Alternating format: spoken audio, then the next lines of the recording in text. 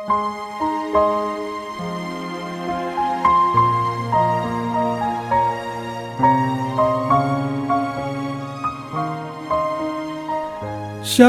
Bapak Ibu, saudara yang dikasihi Tuhan, haleluya. Kita bersyukur hari ini adalah hari terakhir di bulan Maret, Senin 31 Maret 2025. Saya bersyukur untuk pemeliharaan Tuhan sehingga saya bisa memberikan renungan ini hari demi hari, dan kita akan menutup seri mengenai doa Bapa Kami atau The Lord's Prayer pada hari ini. Saudara, saya sangat bersuka cita karena Tuhan memberikan kesempatan saya untuk menyampaikan firman Tuhan dalam renungan malam ini. Sekalipun mungkin tidak banyak yang mendengar renungan ini, tetapi renungan ini sebenarnya untuk saya. Saudara, dengan membuat renungan ini, saya diingatkan lagi mengenai poin-poin yang saya bagikan untuk saya lakukan, dan juga memotivasi saya untuk terus menggali dan belajar firman Tuhan. Apa yang saya gali dan pelajari, saya bagikan kepada saudara semua yang mau mendengarkannya. Karena itu kalau saudara tidak keberatan, silakan forward renungan ini kepada orang-orang lain yang membutuhkan, sehingga saudara diberkati dengan belajar Alkitab bersama-sama dengan saya.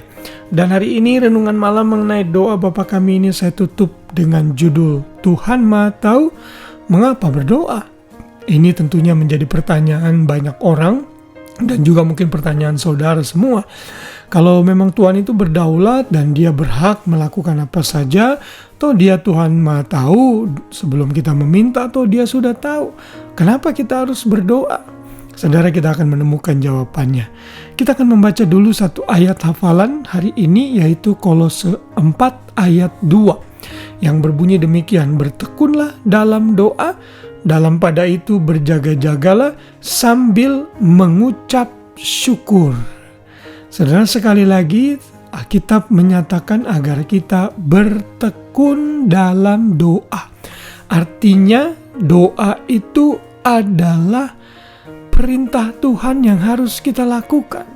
Sekalipun kita tahu Tuhan itu Maha Tahu, kita tahu Tuhan itu berdaulat dalam menjawab doa-doa kita. Karena ini perintah Tuhan, maka saudara dan saya tidak perlu argumen dengan Tuhan. Lakukan saja. Setiap hari kita berdoa, setiap makan kita berdoa, apapun juga kebutuhan kita berdoa. Kita melakukan itu karena kita mau hidup dalam ketaatan. Kalau saudara tidak mau berdoa, tidak suka berdoa, berarti saudara sedang hidup dalam ketidaktaatan. Dan hidup dalam ketidaktaatan itu akan memberikan dampak disiplin dari Tuhan. Dan disiplin dari Tuhan itu sangat tidak menyenangkan. Karena itulah kita harus terus berdoa. Sekali lagi ayat kemarin kita sudah baca, Efesus 6 ayat 18. Berdoalah setiap waktu di dalam roh. Artinya ini perintah yang harus kita lakukan. Ada lagi ayat yang menyatakan tetaplah berdoa. Itu adalah perintah Tuhan yang mesti kita lakukan. Karena itu jangan jemu-jemu untuk berdoa. Karena berdoa adalah lambang atau indikasi ketaatan kita kepada Tuhan. Lalu yang kedua, kenapa kita harus berdoa sekalipun Tuhan Maha Tahu? Karena Tuhan mau melibatkan kita dalam rencana dan kedaulatannya. Tuhan bisa melakukan segala sesuatunya sendiri tanpa bantuan kita, tapi kenyataannya Tuhan mau kita dilibatkan dalam penggenapan rencananya. 1 Korintus 3 ayat 9 berkata, karena kami adalah kawan sekerja Allah.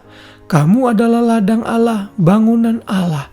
Kita semua ini kawan sekerja yang bersama-sama bekerja dengan Tuhan, dengan sesama saudara seiman kita untuk menggenapi apa yang Tuhan kehendaki dalam hidup ini, di dunia ini. Karena itu jangan pernah jemu-jemu untuk berdoa. Kita harus berdoa karena kita mau terlibat di dalam rencana Tuhan.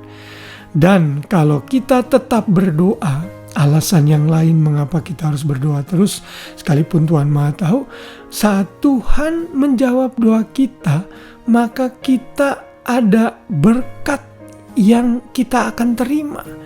Kita benar-benar merasa bersyukur karena kita ini involve dalam rencana Tuhan.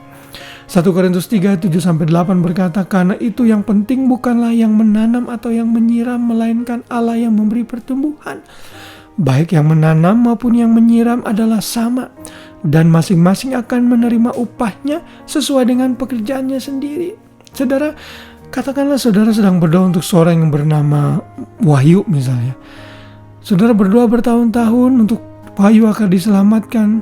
Tahu-tahu saudara gak ketemu dia lagi. Begitu saudara ketemu 10 tahun kemudian saudara tahu Wahyu akhirnya terima Yesus. Coba bayangkan sukacita yang saudara miliki begitu saudara mengetahui kenyataan ini. Saudara merasa, wah Tuhan terima kasih. Ini adalah bagian saya dipakai sebagai alatmu untuk menggenapi rencana-mu dalam kehidupan Wahyu. Sehingga kita tidak kehilangan berkat. Kita ada rasa sukacita yang mengalir di hati kita. Karena ternyata Tuhan mendengar doa kita. Dan kita terlibat di dalam rencana Tuhan.